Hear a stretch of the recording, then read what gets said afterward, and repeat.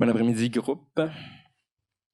Premièrement, je me présente, je m'appelle Ulrich Corbeil-Trudel. J'ai cofondé Pixel Audio en 2012 avec des collègues avec qui je suis allé au cégep bien le gros en musique. Donc, mon background est comme musicien, surtout guitariste, mais compositeur aussi.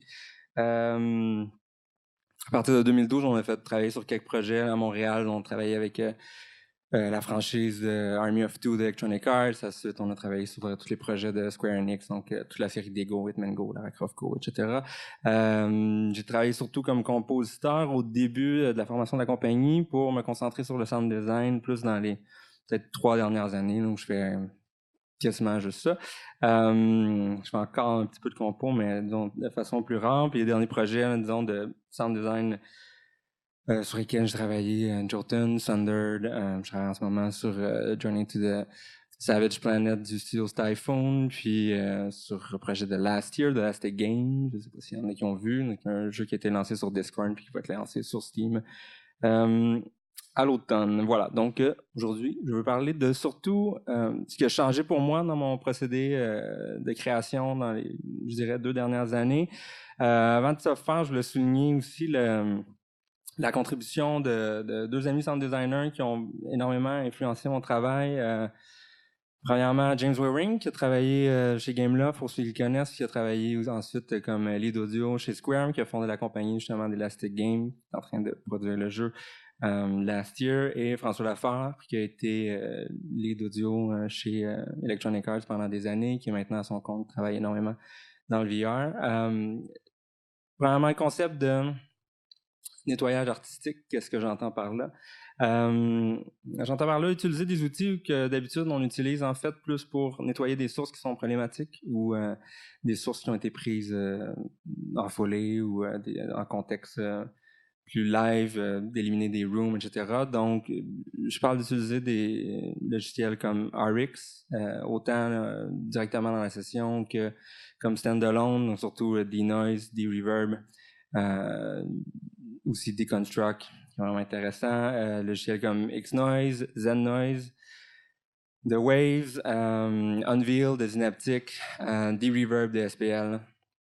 Donc, voilà.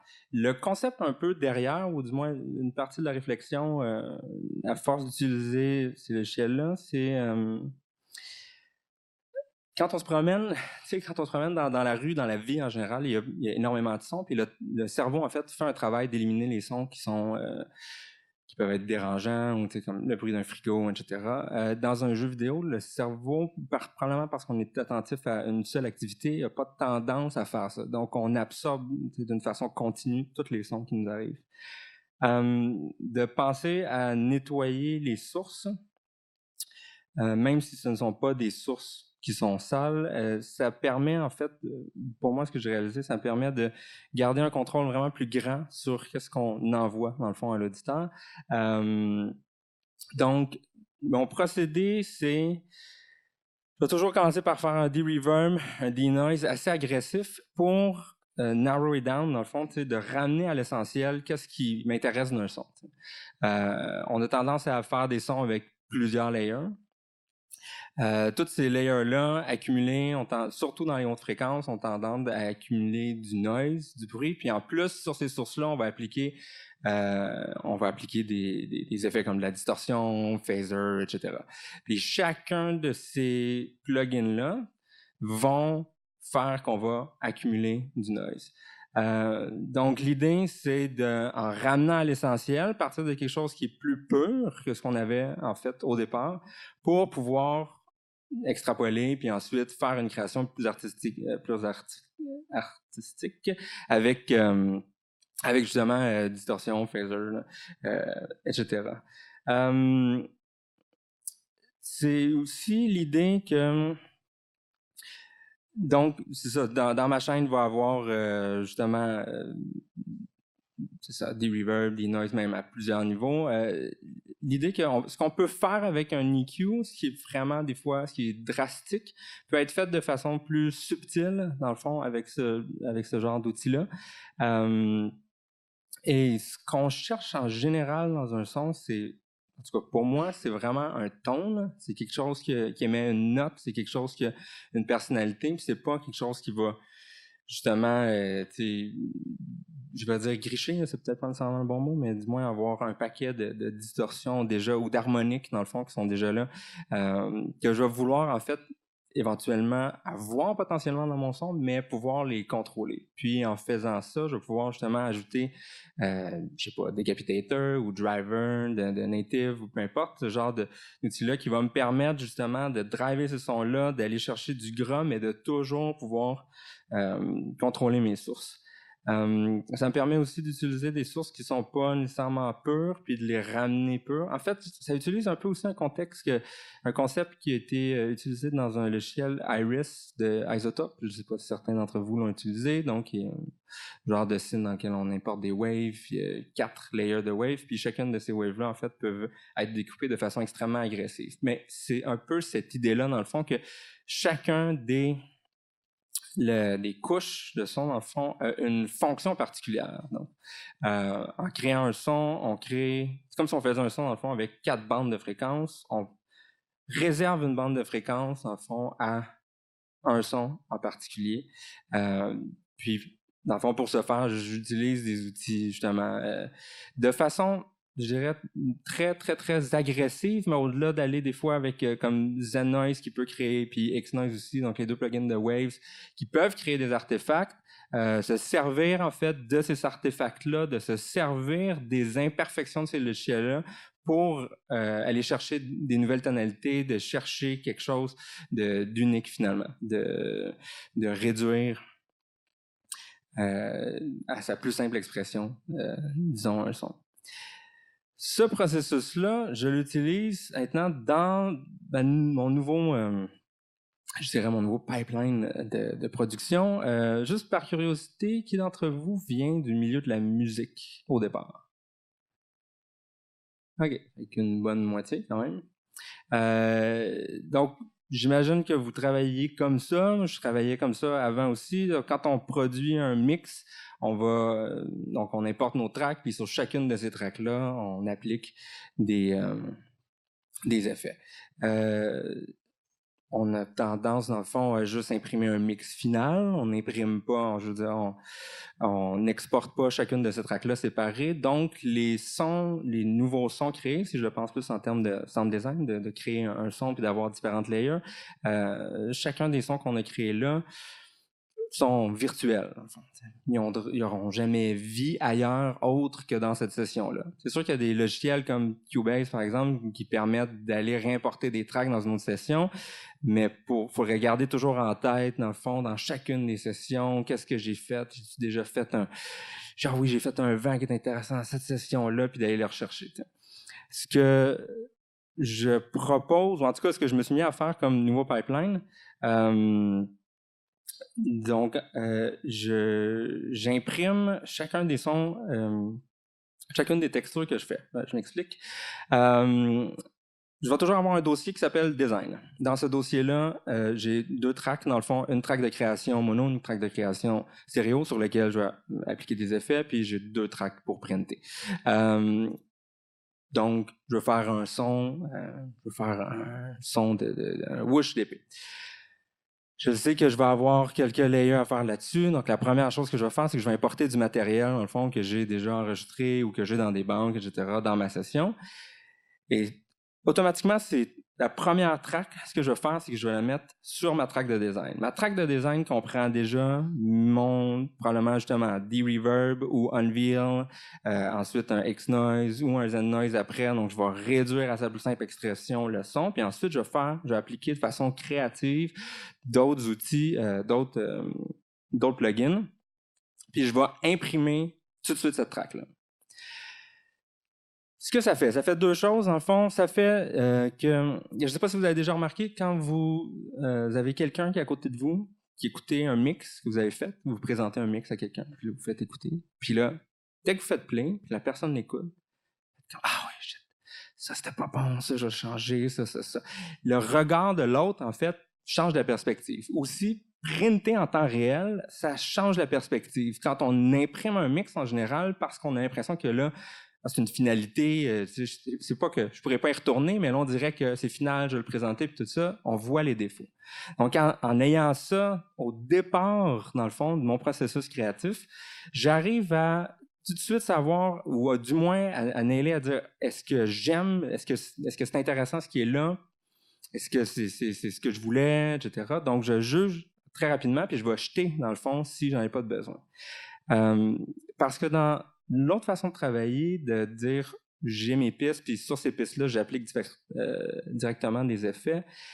Moi, ce qui m'arrivait, en fait, je ne sais pas si ça vous arrive, mais c'est de garder des sons pendant longtemps qui sont pas bons. Pendant 2-3 heures, travailler sur un son qui a 4, 5, 6, 7, 8, 10 layers, puis de garder des layers là-dedans qui, au final, sont vraiment pas intéressants, puis que je vais finir par déliter. Parce que je me suis pas assez attardé juste à écouter ça.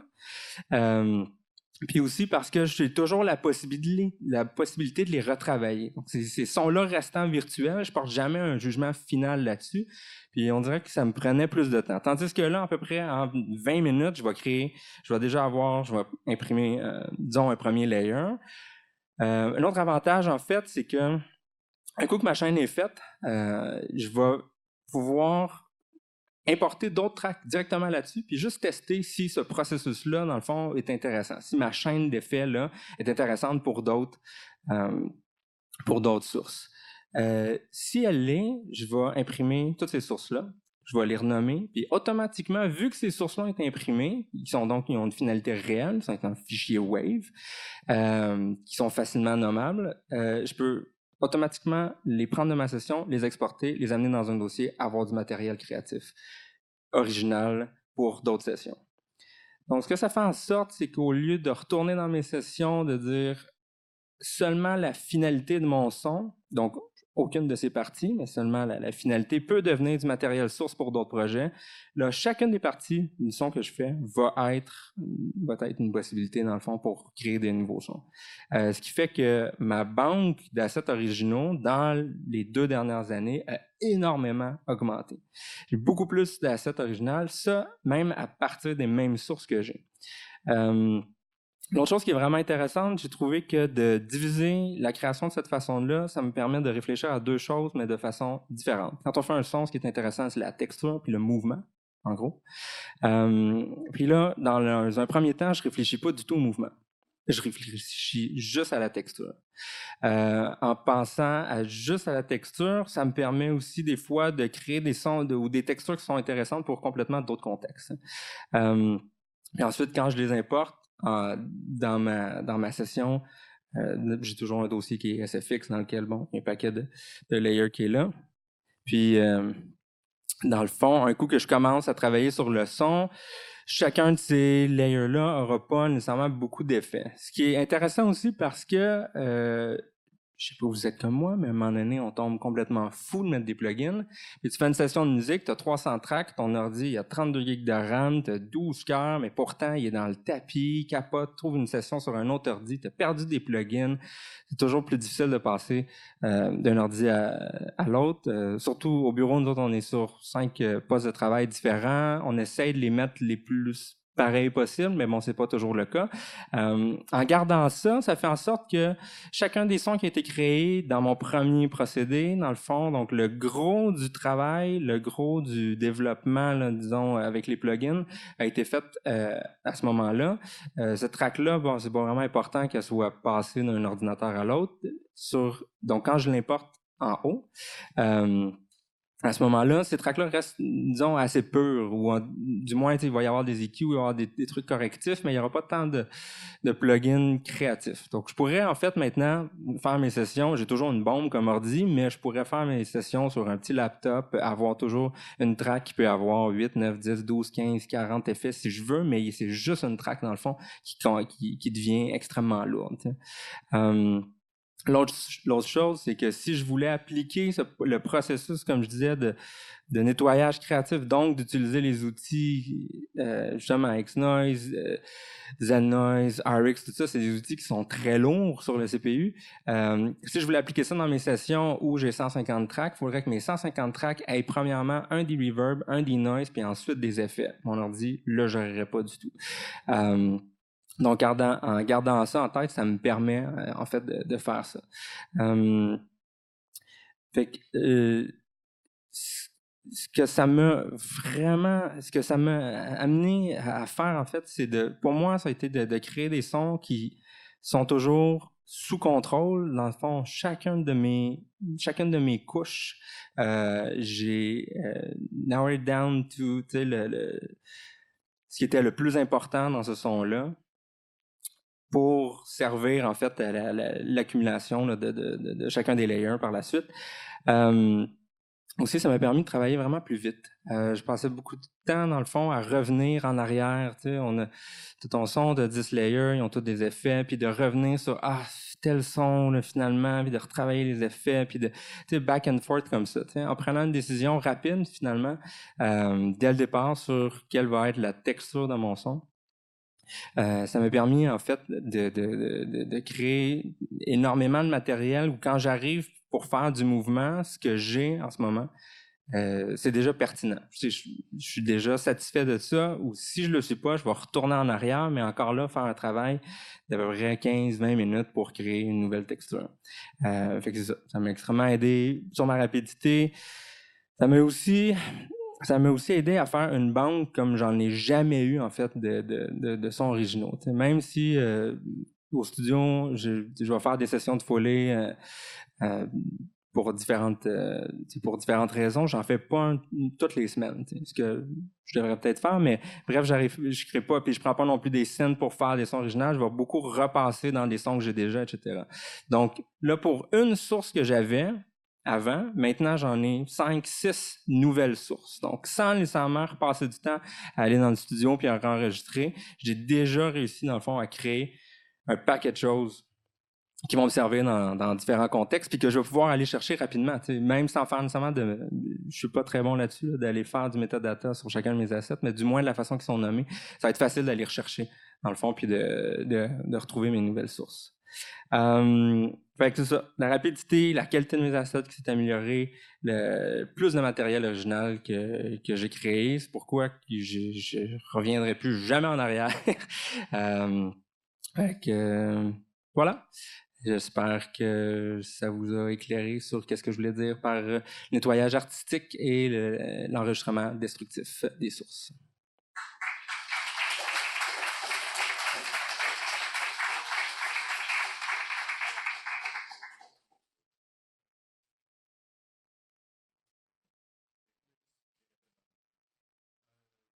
Avez-vous des questions? Oui. Comment est-ce que tu fais pour pour organiser tout ça? Parce que maintenant tu dis que tu as 5 fois plus de sources qu'avant. Ouais. Comment est-ce que tu gères ça? En fait, ce que je vais faire, c'est la source que je vais prendre, que je vais mettre sur ma track design. Quand je vais l'exporter, je vais la renommer comme la source originale. Mais je vais remettre, dans le fond, soit des chiffres, je vais mettre mes initiales, dans le fond, avec des chiffres.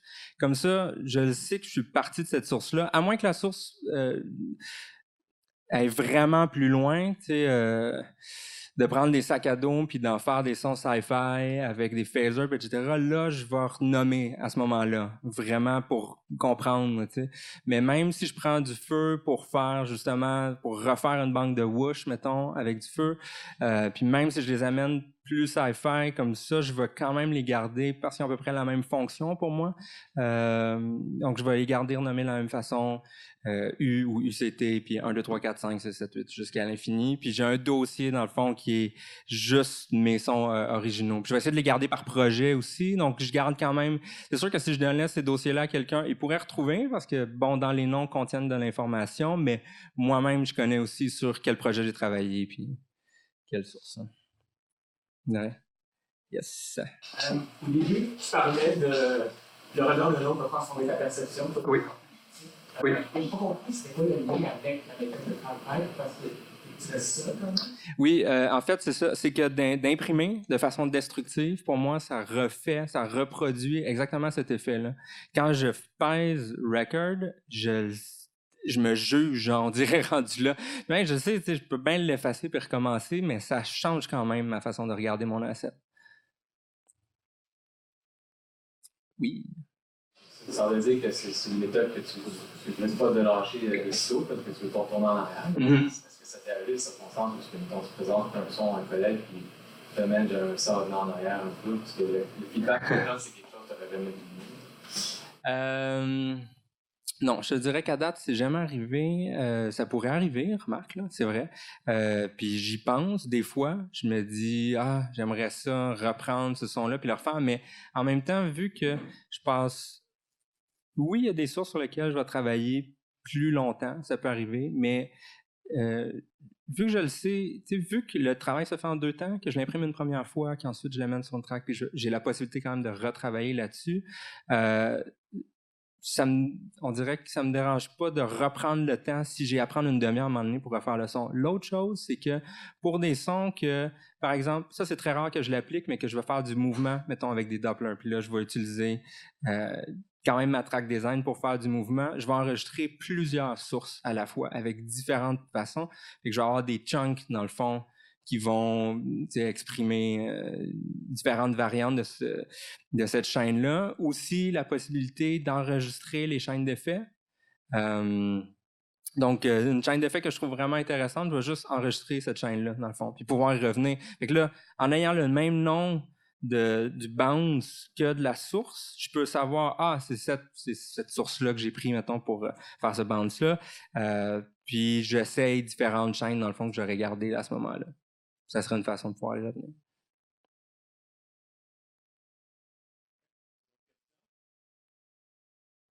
Oui. Tu me corrigeras si jamais je me trompe. Si je comprends bien, dans ta phase de ton processus de nettoyage, il y a comme 2 temps. Une première phase de nettoyage qui te sert à avoir le son le plus sec possible, voire à ce qu'il soit peu naturel. Ouais. De toute manière, une fois ajouté en layer avec d'autres sons, on regagne l'effet qu'on veut. Ouais. Et la partie créative du nettoyage qui, elle, te permet l'apparition d'artefacts, de tout ça, que ce soit un build ou des verbs, ou stuff. C'est un même processus que tu fais, ou est-ce que tu segmentes la première approche plus technique et tu essaies d'avoir un son très dry, puis ensuite la partie plus créative, comme là les artefacts, ou est-ce que c'est quelque chose que tu fais en deux? Souvent, je vais le faire dans la même séquence, dans la même chaîne d'effets, mais avec différents effets. Par exemple, je vais utiliser probablement denoise, puis spectral de RX dans le fond, puis ensuite des reverb, puis potentiellement utiliser Zen Noise de façon vraiment plus agressive parce que Zen Noise, justement, lui va produire des artefacts, mais je vais l'utiliser justement un petit peu plus tard dans la chaîne. T'sais. Puis potentiellement, en fait, je vais recouper ma chaîne de ce processus-là. C'est-à-dire, je vais commencer par D-Reverb, D-Noise, je vais faire une bande d'effets, puis ça se peut que je revienne avec D-Reverb, D-Noise ou juste D-Noise plus tard parce que certains effets ont créé encore des artefacts. Puis là, j'ai l'impression que, en fait, c'est vraiment une notion de garder le contrôle. Puis à un moment donné, j'ai l'impression que, je perds le contrôle de ce qui se passe dans le son, puis là, je vais ramener encore, puis réouvrir, puis ramener. Puis... Oui. Ouais. Est-ce que ça t'est arrivé d'utiliser, mettons, ta librairie d'audio printé plus comme des audios témoins pour sélectionner des chaînes d'effets enregistrées, ou est-ce que tu as plus souvent utilisé l'audio printé parce que tu as déjà une banque de matériaux super balèze? Parce que si te dire, je print un audio pour chaque processing, mais dans le fond, c'est un exemple de ce que je peux faire, genre. Ouais, je trouve ça intéressant, mais non, j'avoue, je m'en suis pas servi comme témoin. Tu sais, je m'en ressers en fait pour refaire la nouvelle source. Tu sais, en fait, c'est l'idée de prendre un fichier, faire un son avec, l'imprimer, reprendre ce fichier-là, faire un son avec, l'imprimer. Fait qu'une source fait 10 sons, tu peux faire 10 sons différents. Tu sais. C'est juste d'amener la vie des sons juste plus loin. Tu sais. Parce que t'sais, on veut pas tout le temps acheter une nouvelle banque de sons, on veut pas non plus tout le temps enregistrer des sons. On a déjà des sources vraiment intéressantes. T'sais. Même si tu avais 10 sons chez vous, dans le fond, tu n'as pas 10 sons, tu as la possibilité de faire des centaines de sons à partir de ces 10 sources-là. C'est juste que vu qu'en général, on ne les prenne pas, on ne garde pas ce cheminement-là. Donc ça te permet de constituer une banque de matériaux plus une banque de processing avec du matériau potentiel. Ouais, c'est ça. Là, tu as vraiment le matériau idéalisé. C'est ça. Puis je repars de là. Cette dernière, on va apprendre. Oui, comment ça marche par exemple avec les ambiances qui sont naturelles, plus organiques, ou là peut-être que le noise est... Est-ce que tu t'en sers aussi pour ce genre de... C'est assez systématique, la façon dont je m'en sers. Mais ça peut être pour des raisons différentes. Par exemple, pour des ambiances qui ont été enregistrées, des ambiances d'oiseaux ou de forêt, etc. En général, ce qui m'intéresse, c'est pas l'ambiance de forêt, c'est un des éléments de l'ambiance de forêt. J'ai pas envie de prendre le son de l'ambiance de forêt, le mettre dans un jeu, faire comme my work is done. Mais des fois, il y a des oiseaux, par exemple. Je m'en suis servi, Journey to the Savage Planet, j'ai fait des ambiances, dans le fond, où on avait besoin d'avoir des ambiances qui étaient surnaturelles, mais il y avait des oiseaux dans certaines ambiances que je trouvais vraiment intéressants. Fait que j'ai tout écrasé pour aller chercher les oiseaux qui chantent, puis le ton, puis prendre ça, puis aller faire des sons avec.